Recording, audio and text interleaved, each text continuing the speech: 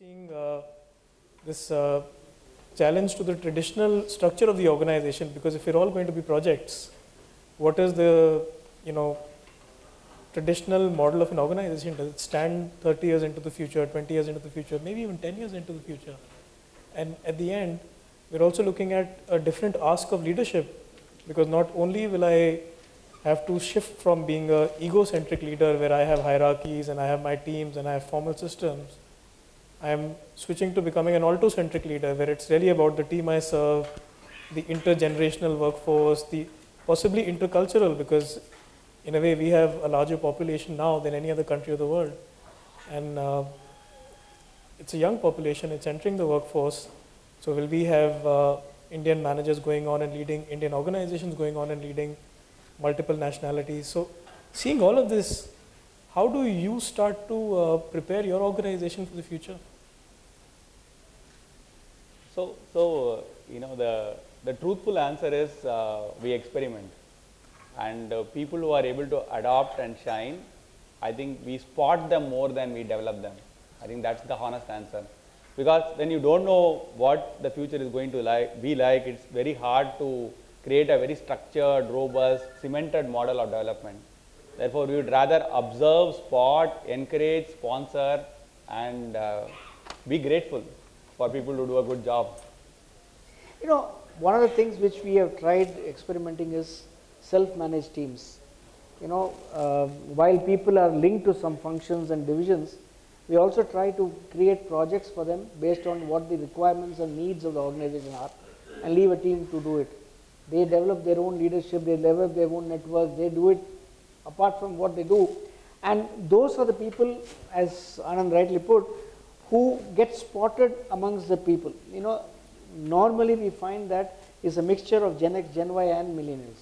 And sometimes I've seen teams being led by millennials. We are a very small organization, startup organization.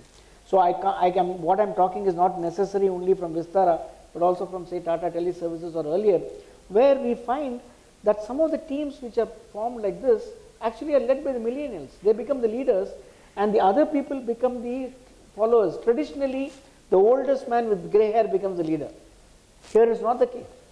The person who is an expert or a subject matter expert who manages to lead becomes the leader. This was set in action by IT industry many years ago, but it's come back a full cycle and you're seeing it now in self-managed teams. So self-managed teams, to spot the right talent and let them go after projects or problem areas, as you can say, is one way to develop the future. And customer engagement. How are you in touch with the customer and the changing needs of the customer, and what are the voice of customer methodologies and areas which you have? In every bit, how do you manage to get the feedback from the customer and respond very quickly to it? That's what will make an organization like us survive. Yeah. And I think just taking the two words that stick from what Anand and Raja just said is agile, because he said that before. As an organization, we are a 164-year-old organization, right? So with that size and that history, how do you become agile? It's not easy. So just to kind of, stay focused on that.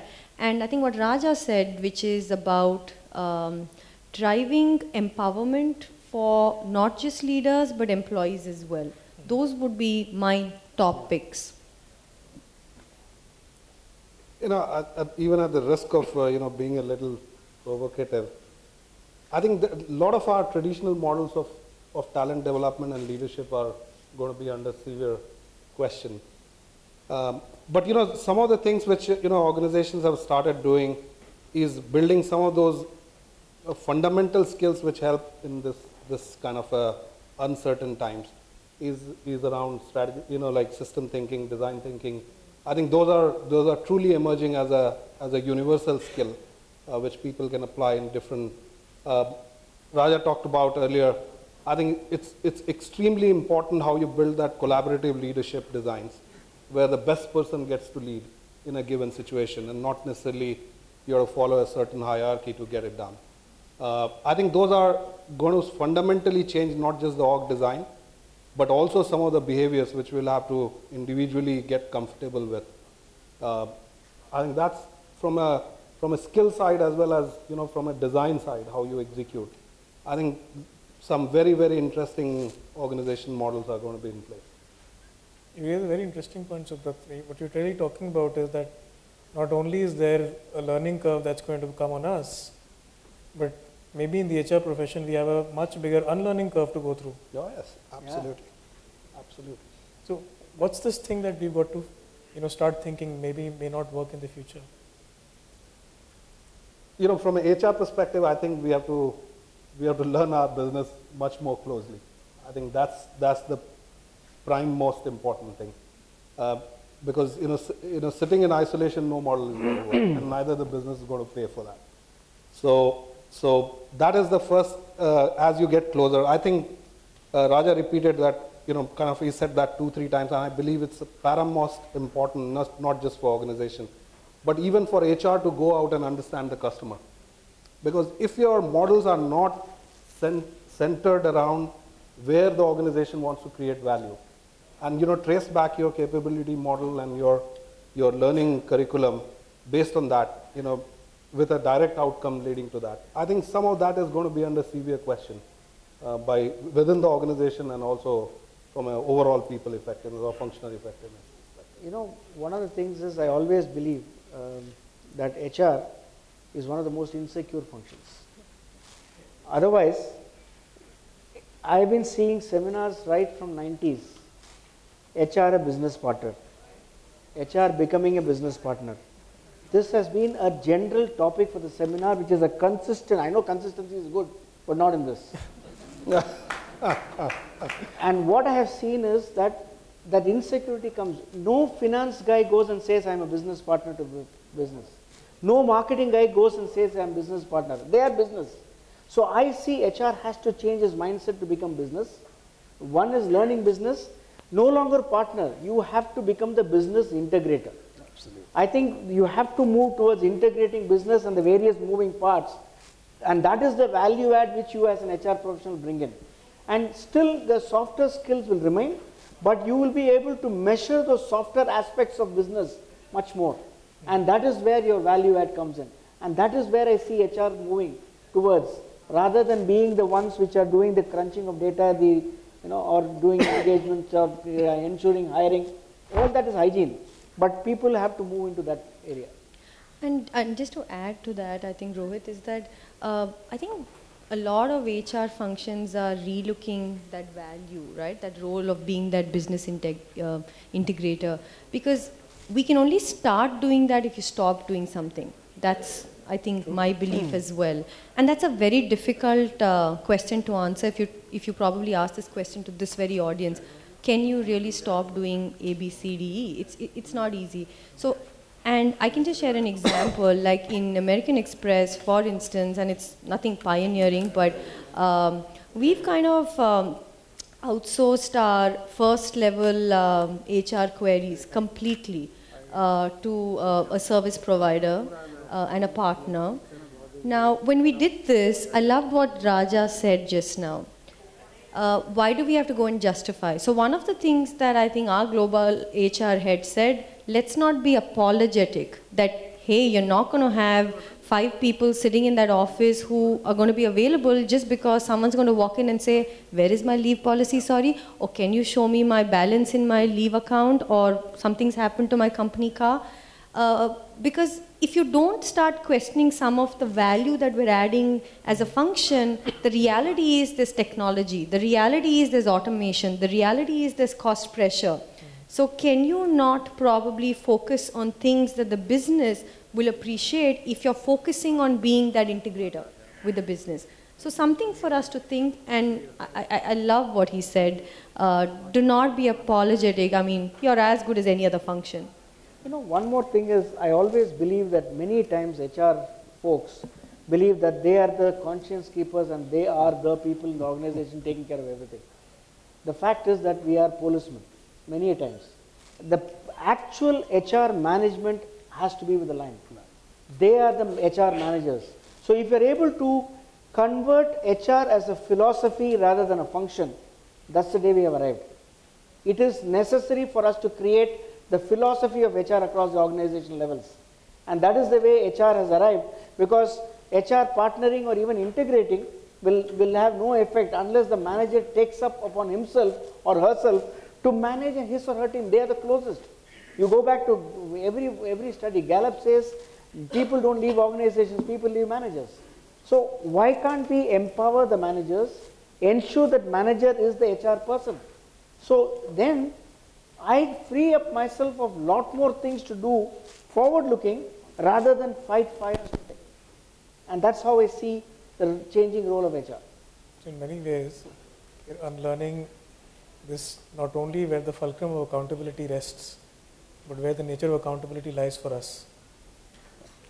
I think I will add one more to all that has been said is we need to be in the business of predicting things. Yeah.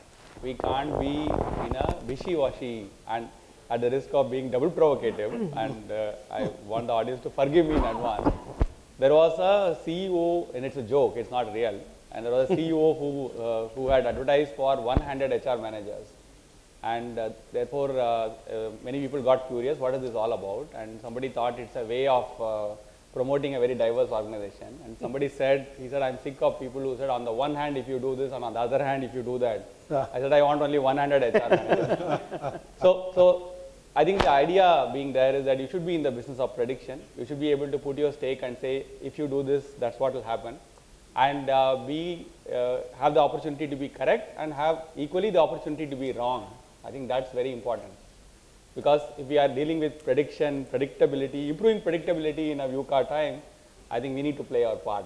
That's another characteristic or strength that I would think will be important for the future. So this is where we are when we look inwards. But we also, have a responsibility in terms of communicating the expectations people carry. In a way, the theme of the seminar today, or discussion today, is employee growth in the times of economic growth. And we've reached some sort of an understanding that it's a different nature of growth. There are a lot more nuances to it. It's not just growth. There are all these trends that are shaping the world around us.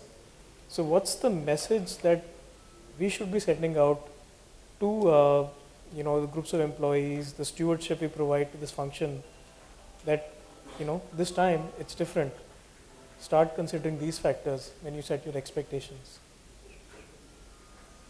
I believe we need to have a very advanced right to information within our organization. For example, we should be able to tell our employees in the last 2 years how many people grew and why compared to the previous 2 years. I think we need to, just like the stock market made all trade fair by publishing a lot of information and let adult individuals take best decisions in terms of what is worth and what is not. We should similarly publish so much of that information from a people and career point of view in the public domain, inside our companies, and we should have a lot of dialogue about what I think, what you think, but I may not be right. Here is information, make a choice. I think we need to flood our people with lots of information on trends that are shaping the world, trends that are shaping careers, how are we doing. I think the next generation appreciates that honesty and transparency. It doesn't matter if you look good or bad, but the fact that you put that out and say, take a decision. The demand for technical architects has actually not grown. The project managers are doubling up as technical architects in the new world. So don't be under the mistaken impression that I'm just giving an example, it's not necessarily right. But that's the kind of information that we need to put out there in the domain so that people then can make best choices for themselves. No, one is information sharing, which I fully agree. Transparency in what you do. Anything which you do, we have to be transparent and encourage our managers to be transparent. For example, all of us have town halls. Many of the companies have town halls, and there's a recognition. If a person is being recognized, majority of the people should be able to appreciate and say, yes, this person deserves it. But many a times you find out that that is not so clear because there is no transparency in the way that reward is done. So transparency, information sharing. I think the third thing is embracing technology. We should ask people to embrace technology because gone are the days when you had to, you can depend upon technology, and I know some managers even today ask the secretaries to print out and then dictate so that they can write their mails. That should be gone because that happens. And we think it's a very confidential mail to the person, but who reads it? The secretary.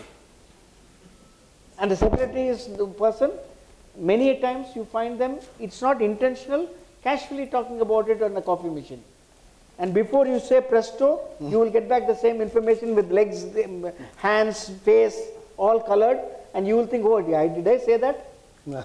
I'm saying, so technology usage, transparency in what you do, information sharing, and throwing open the globe internally. You know, many times we restrict information coming in thinking, for example, if the aviation industry is growing in India, I will share it openly. I should not fear I may lose someone who will find an opportunity elsewhere and go. If I'm confident about how I'm engaging my employees, I should not be bothered about that.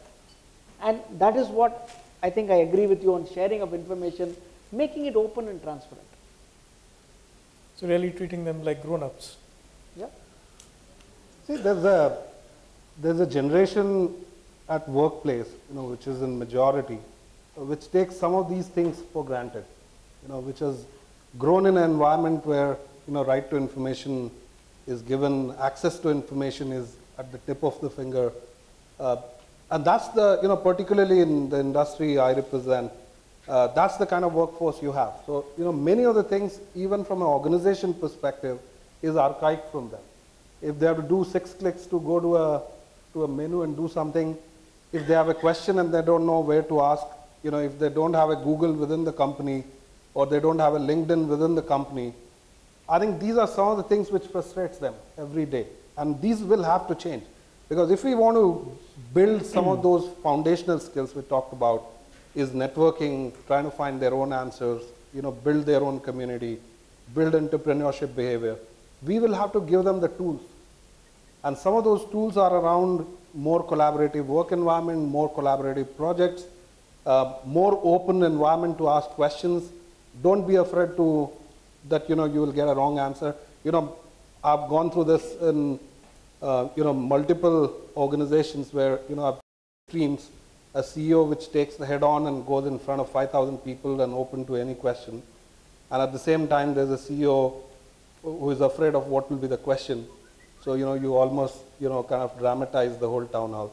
So I think some of these mindsets have to change drastically. Because that's the workforce we are employing now. No, it's not about being nice or... I think I like what you said. One of the things which you have successfully done, when we sat down together and said, Gen Y, how do you engage them? And there was a group of Gen X's sitting and discussing this. Okay? So we said, we don't know. So what we did was, there's a saying in Tamil, give the key to a thief and your house is safe. Okay? So what we did was, we got a group of Gen Y to sit together and say, you tell us how we want to engage you. I'm telling you, whatever they said we implemented, it became a big hit. Because they are the ones who are leading it. They participated in it. So everyone knows it's not a Gen X who's sitting and developing policies or processes to bring them together. It's their own needs coming out. And this responsibility also they like. They want to take responsibility to do something, and this is a good opportunity to do that. Yeah, and just to add to that, I was just listening to all these comments, my mind goes back to television.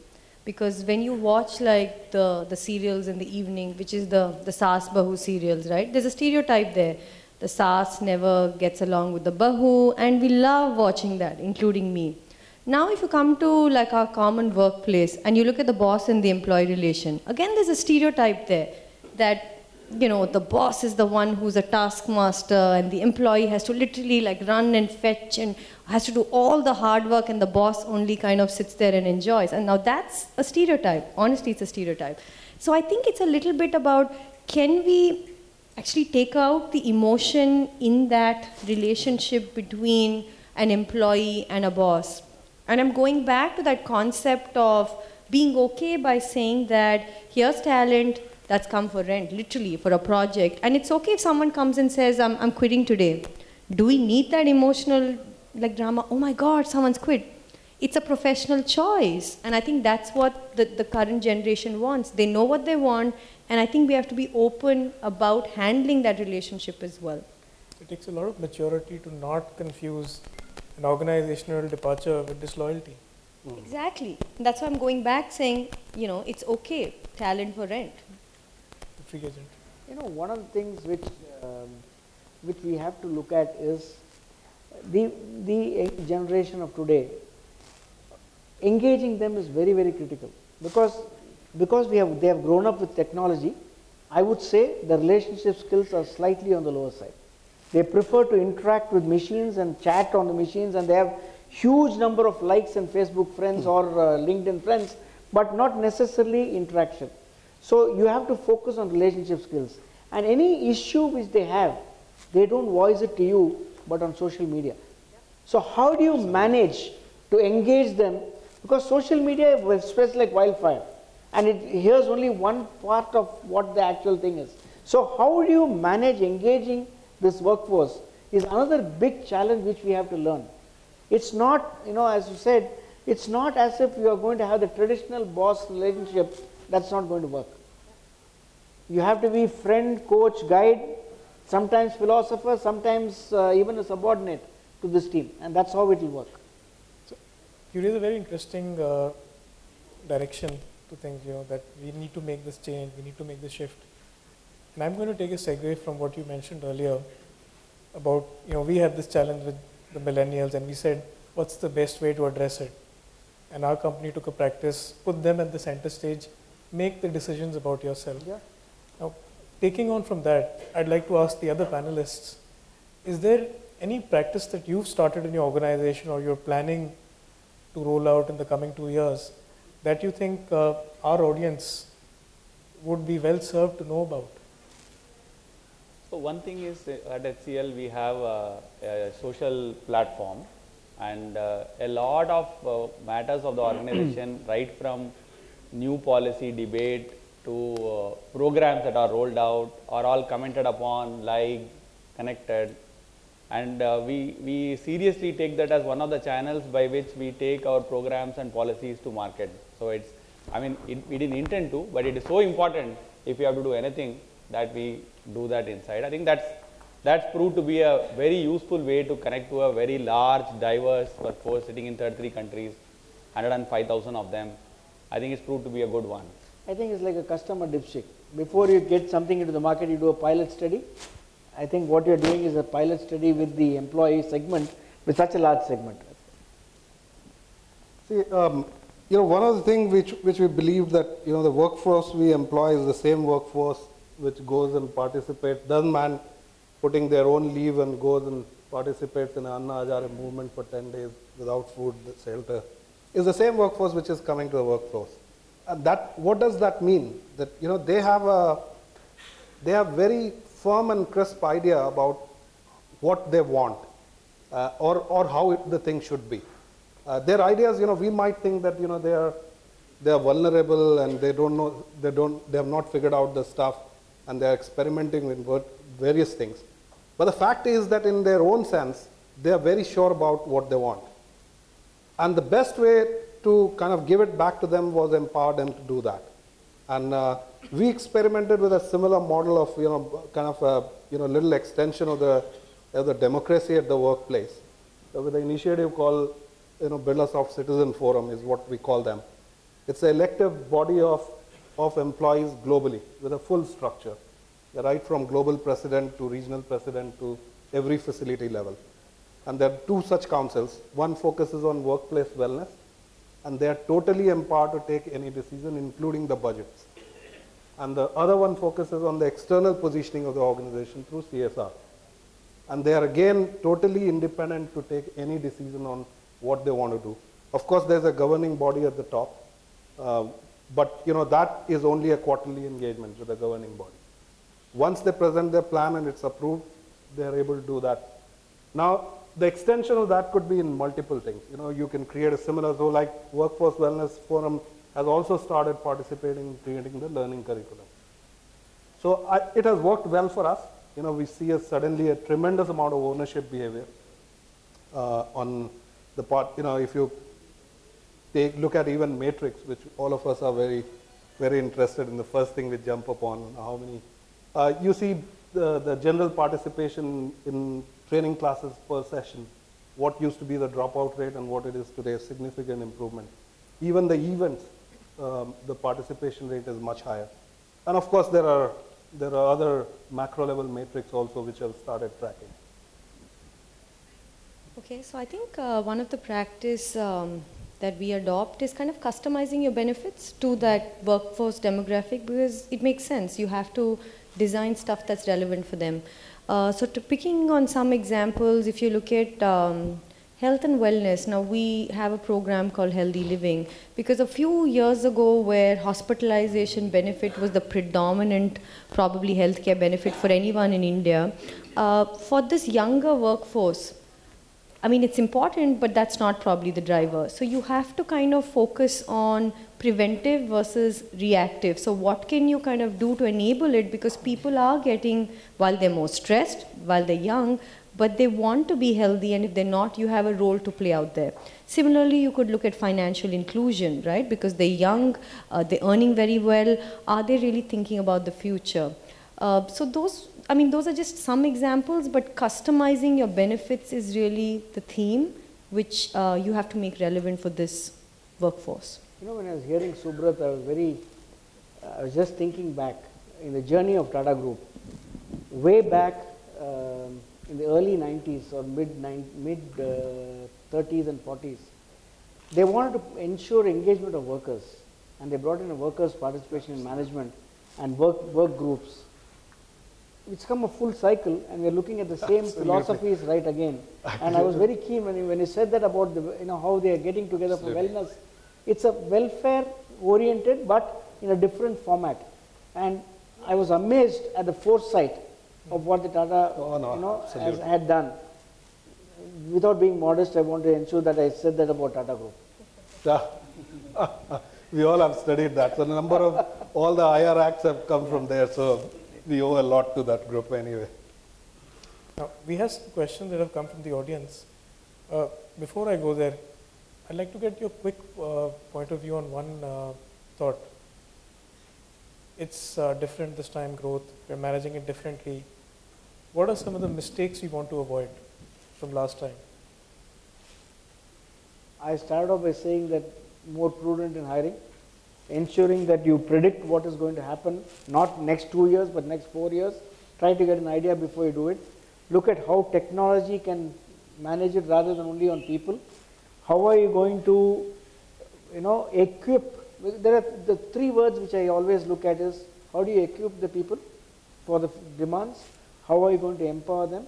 And how are you going to enthuse them? If you take care of these 3 E's in any situation, you manage it well. Equip, empower, enthuse. To me, manage the first year of the new talent that we hire, especially at leadership levels, will be very critical, because the nature of people we are attracting is little bit more diverse. Therefore, making sure that they feel at home, they know what is to be done and how to work through the organization to get things done will be very critical. Because when you miss that trick, and a year later they will leave and they will definitely get a good job. But the organization would have lost one valuable year of deploying its strategy into the market. Therefore, for us, I think that will be a very critical thing we would like to get more right this time than the previous time.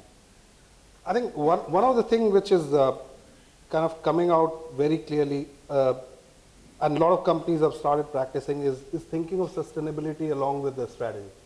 And I think it is equally important in career. If you see what is happening in IT right now, it's almost the structures becoming pot-bellied in some sense in most of the companies, right? And there are organizations, large organizations, and these are,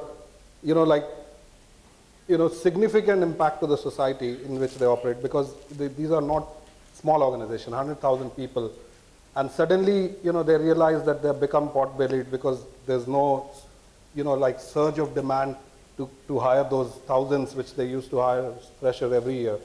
And then the people have grown faster with the growth of the company. And suddenly in the middle you have a lot of people who are not technically savvy. All of them cannot go up to the top.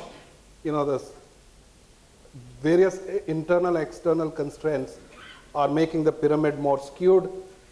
Now suddenly you are faced with a situation, what do you do with these people? I think both organizations and individuals have to be much more careful. I think they both have to think sustainability much more harder and deeper as we ride the growth wave. Okay. I think for me it is companies to stay focused on quality along with quantity?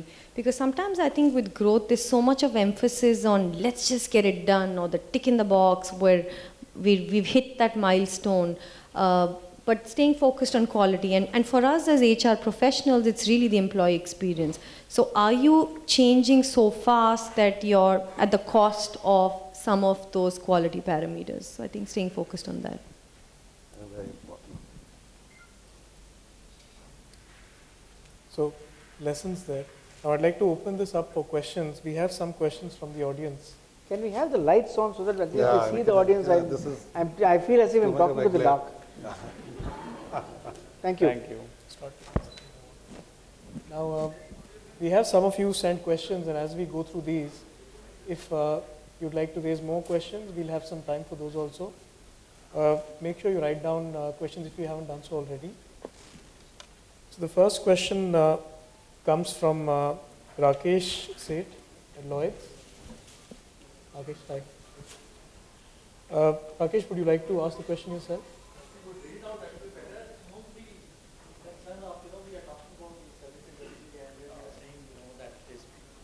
More of a organic growth where we do not know how the things will turn out to be because technology is likely to change, we don't know when.